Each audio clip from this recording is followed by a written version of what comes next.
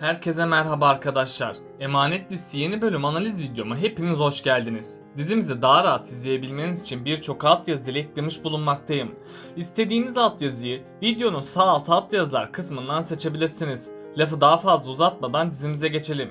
Dedektifin gerçekleri Yaman anlatmasını istiyorsanız ve ayrıca Yaman, İkbal ve Zuhal'in cezasını kesmesini istiyorsanız beğeni tuşuna basalım ve kaç kişi olduğumuzu görelim. Dedektif Zuhal ve İkbal'i neyle tehdit edecek? Gerçekler kaçıncı bölümde ortaya çıkacak? Seher'in suçsuzluğu ortaya çıktıktan sonra Yaman nasıl tepki verecek? Zuhal'in sonu artık yakınlaştı mı? İkbal dedektifi susturmak için ne yapacak? İşte bütün sorularınıza cevap vereceğim arkadaşlar. Bu videoyu sonuna kadar izlemenizi tavsiye ederim. Emanet dizisinin yeni bölümünde Seher'in suçsuz olduğunun ortaya çıkması artık yakınlaştı arkadaşlar. Çünkü en son dedektif İkbal ve Zuhal'e ses kaydı ve cevap mektubu göndermişti. Onların tuttuğu dedektif gerçekleri bildiğini söylemişti. Yani dedektif açık açık İkbal ve Zuhal'i tehdit etmişti. Büyük ihtimalle dedektif İkbal ve Zuhal'i tehdit edecek ve gerçekleri Yaman'a söyleyeceğini belirtecek. İkbal ve Zuhal de dedektifin susması için ellerinden geleni yapacak. Önümüzdeki bölümde dedektif İkbal'den yüklü miktarda para isteyecek. İkbal ise dedektifin istediğini yerine getirmek zorunda kalacak. Dedektif yüklü miktarlarda para istediği için İkbal bu sorunu çözemeyecek. Bunun üzerine dedektif gerçekleri Yaman'a söylemeye çalışacak. Ama İkbal ve Zuhal her defasında buna engel olacak. Ardından İkbal ya dedektifi öldürmek isteyecek ya da İkbal dedektifin istediği parayı bir şekilde bulmaya çalışacak. Bunun sonucunda da Yaman gerçekleri şimdilik öğrenemeyecek. Aslında dedektifin amacı şimdilik sadece paradır. Dedektif Zuhal'in Yaman hakkındaki planını öğrenince hamlelerini değiştirdi. Yaman'ın çok parasız olduğu Zuhal'i tehdit etmek istemiştir. Böylece dedektif az para yerine Zuhal'den fazla para almaya amaçlamaktadır. Çünkü nedense dedektif belgeleri İkbal ve Zuhal'e gönderdi. Eğer dedektifin amacı para olmasaydı gerçekleri hemen ortaya çıkarırdı. Yani dedektif İkbal ve Zuhal değil de doğrudan Yaman'ın yanına giderdi. Ve sonunda dedektif gerçekleri Yaman'a anlatırdı. Dedektifin amacı ilk önceleri para olsa da sonradan onun bu amacı değişecek. Dedektif kötülüğü değil adaleti seçecek. Hiçbir sır gizli kalmadığından bu gerçek de yakında ortaya çıkacak. Çünkü İkbal ve Zuhal her defasında Seher ve Yaman'ı ayırmaya çalıştı. İkbal, Seher ve Yaman'ı ayırmaya çalıştıkça onları daha çok yakınlaştırdı. İkbal'in şimdiki yaptığı planlar amaçlarına ulaşamayacak. Yaman bir yolunu bulup Seher'in masum olduğunu anlayacak. Ama bu ihtimali de unutmayalım. Eğer dedektif Seher'e yardım ederse tüm gerçekleri ortaya çıkacak. Yaman sonunda Seher'in suçsuz olduğunu anlayacak. Yaman Seher'in suçsuz olduğunu anladığı için çok pişman olacak. Çünkü Yaman bu süreç içerisinde Seher'e yaptığı kötülükleri düşünecek. Yaman Seher'e yaptığı kötülükleri düşündükçe çıldıracak. Yaman ardından Seher'in yanına gidip ondan af dileyecek. Seher ise şimdilik Yaman'ı affetmeyecek. Çünkü Seher Yaman'ın kendisini kandırdığını sanacak ve onun yine kendisini kandırıp kötülükler edeceğini düşünecek. Bu yüzden Seher Yaman'a güvenme konusunda büyük bir ikileme girecek. Tabi gerçeklerin ortaya çıkması biraz zaman alacak. Gerçekler 165. bölüme doğru ortaya çıkacak. Bu vakte kadar İkbal ve Zuhal'in yıkılışına şahit olacağız. Ayrıca Yusuf'un da iyileşip sağlığına kavuştuğunu izleyeceğiz. Yaman ve Seher'in de barıştığını göreceğiz. Önümüzdeki bölümlerde gerçekler ortaya çıktığı için Yaman çok öfkelenecek. Çünkü neden Seher değil de Zuhal'e güvendiğini kendisine soracak. Yaman bu olanlar üzerine Zuhal'in yanına gidecek. Yaman Zuhal'e neden kendisine yalan söylediğini soracak. Zuhal ilk başlarda kendisinin suçsuz olduğunu belirtecek. Sonradan Zuhal Yaman'ın baskılarına dayanamayıp kendinden geçecek. Zuhal gerçekleri bir de kendi ağzıyla açıklayacak. Yaman Zuhal'in kendisine takıntılı bir şekilde aşık olduğunu görecek. Zuhal tam İkbal'in gerçek yüzünü ortaya çıkarmaya çalışırken İkbal yetişecek ve Zuhal'i susturup Yaman'ın odadan çıkmasını rica edecek. Ardından İkbal Zuhal'i tüm suç üstlenmesini isteyecek. Eğer kendi gerçek yüzü ortaya çıkarsa parasız kalacaklarını belirtecek. Zuhal İkbal'in bu söylediklerini önemsemeyecek. Zuhal'in aklı başından gittiği için gerçekleri Yaman'a anlatmaya çalışacak. Ama İkbal Zuhal'in aklına girip onu amaçları doğrultusunda kullanacak. Zuhal de Yaman'ın yanına gidip tüm suçu üstlenecek. Yaman bu olanlardan sonra Zuhal'i cezalandırmaya çalışacak. Ama İkbal Zuhal'in ölmemesi için Seher'i devreye koyacak. İkbal Seher'den özür dilemeye çalışacak. Hatta İkbal Zuhal'i en kısa sürede konaktan göndereceğini belirtecek.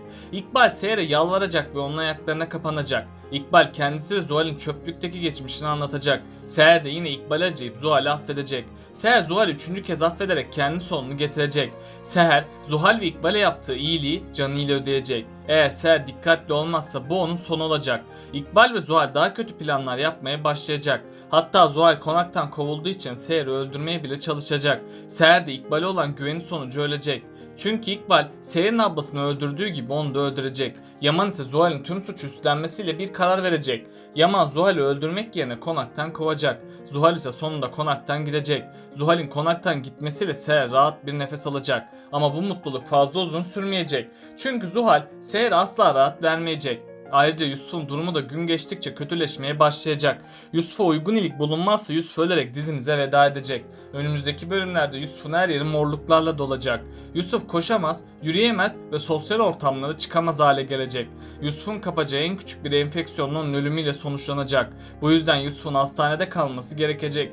Yusuf için özel bir tedaviye başlanacak. Yusuf tedavi olmaya başladıkça onda bazı değişimler gözlenecek.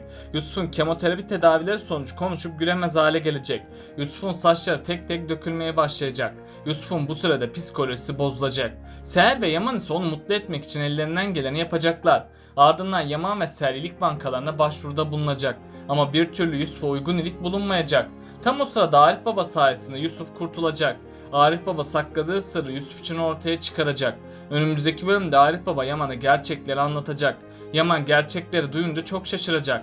Hatta Yaman ilk başlarda Arif Baba'ya inanmak istemeyecek. Tabi sonradan Yaman Ali'nin kardeşi olduğunu öğrenecek. Yaman Ali'den intikam almaya çalışsa da bunu yapamayacak. Çünkü Yaman Ali'nin yardımına muhtaç kalacak. Yaman ilk başlarda Ali'den yardım almak istemeyecek. Sonradan Seher Yaman ve Ali'nin kardeş olduğunu öğrenecek. Seher Yaman'a Ali'ye gitmeleri gerektiğini söyleyecek. Yaman ise geçmişinden dolayı Ali'den yardım almamayı isteyecek.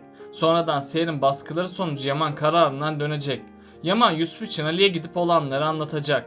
Ali de ilk başlarda bu olanlara çok şaşıracak. Hatta Ali Yaman'ın kardeşi olduğunu inkar edecek. Ali ardından Arif Baba'nın yanında soluğu alacak. Ali bir de Arif Baba'nın ağzından gerçekleri duymak isteyecek. Arif Baba ise gerçekleri öğrenmek istiyorsan Sultan Ala'ya gidip sor diyecek. Sultan Ala da gerçekleri Ali'ye anlatacak. Ali ise Yusuf için hemen hastaneye gidecek. Ali hastaneye gittiğinde kan testi yaptıracak. Doktorlar ise Ali'nin iliğinin Yusuf'a uyumlu olduğunu gösterecekler. Ali de Yusuf ve Seher için ilik bağışında bulunacak. Yusuf ve Ali hemen ameliyata alınacak. Sonunda Yusuf ameliyat olacak. Yusuf ardından sağlıklı bir şekilde yoğun bakımdan çıkacak. Bunun sonucunda da Yusuf ölmeyip kurtulacak. Yıllardır saklanmış tüm gerçekler de bir ortaya çıkmış olacak. Yusuf sayesinde hem Seher ve Yaman kavuşmuş olacak hem de Ali ve Yaman kavuşmuş olacak. Ayrıca Yaman Seher'e kendisini affettirme yolları aramaya çalışacak. Yaman defalarca Seher'den özür dileyecek. Hatta Yaman Seher'e çeşitli sürprizler yapacak. Seher ise Yaman'ı bir türlü affedemeyecek. Sonradan Yaman Yusuf faktörünü öne sürecek. Yusuf Seher ve Yaman'ı yeniden bir araya getiren en önemli etken olacak. Seher ise Yaman'ı en sonunda affetme kararı alacak. Yaman ve Seher'in barışması onların aşkını daha da güçlendirecek. Böylece Seher ve Yaman sonsuza kadar mutlu olacak. Ali ve Kiraz ise daha kavuşamadı. Kiraz başkalarının canı için kendi canını ortaya koyacak. Eğer Kiraz kendi canını tehlikeye atarsa ölecek. Bu yüzden Kiraz'ın çok dikkatli olması gerekecek. Ali ise bu süre içinde Kiraz'ı korumaya devam edecek. Hatta Ali Kiraz'ı korurken ona aşık olduğunu anlayacak. Ali aşkını Kiraz'a itiraf etmek istese de bunda başarısız kalacak.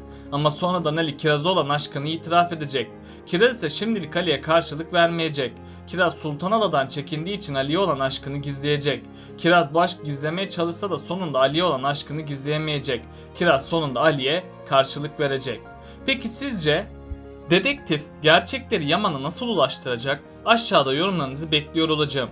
Böylelikle bu bölümümüzün de sonuna gelmiş bulunmaktayız arkadaşlar. Beni desteklemek için yorum atmayı, videomu beğenmeyi ve kanalıma abone olmayı unutmayın arkadaşlar. Hepinize teşekkür ederim. Kendinize çok iyi bakın. Hoşça kalın.